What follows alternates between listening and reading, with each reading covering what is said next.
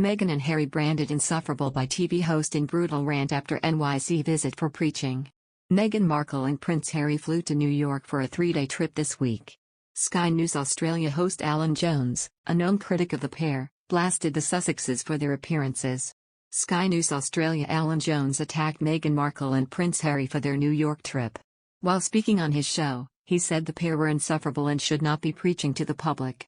Meghan and Harry have received both praise and criticism for their trip to New York and the work they did while there.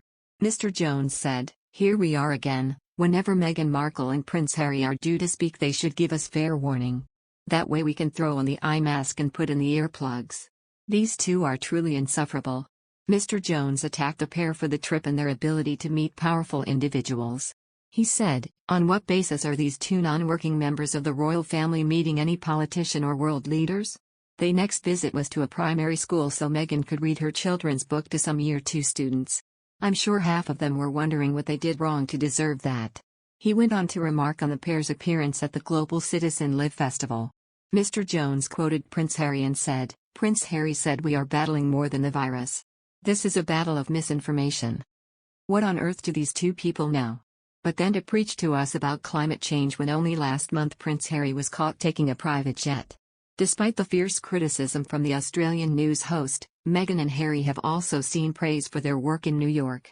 Royal commentator Molly Mulshine said it was good to see Harry and Meghan try to make a change and take advantage of their post-royal status. Speaking on the Royally Us podcast, host Molly Mulshine said, "They've been banging this drum for a while, and one thing that I personally really appreciated about this speech is that they specifically called out pharmaceutical companies and they specifically explained what the issues are behind people who are unable to access the vaccines all around the world. I think that's something they couldn't have done if they were still royals because it would be seen as political and controversial. So it's good to see that they are taking advantage of their new life in a way that extends beyond media deals. It's more like actually trying to make a difference and influence people to make a change in the way that we're doing things, so that was cool to see." What's the difference between a royal tour and two people who happen to be royal touring around a city? And what's that got to do with Meghan and Harry's jaunt to NYC? Not a lot, and an awful lot, respectively.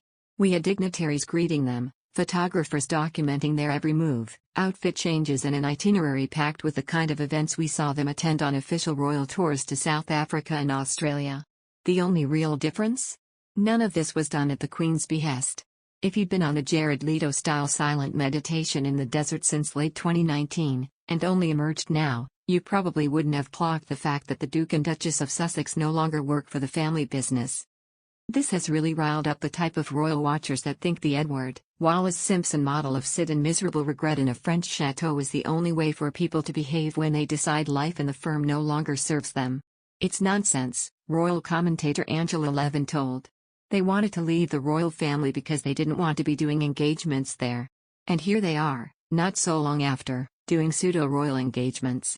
They want to build up a woke alternative royal family, and get this one gone. Dramatic. Another royal commentator, Robert Jobson, told GB News that this NYC trip had all the trappings of a royal tour with the security to match, before criticizing a speech they gave on vaccine equity as ill-informed.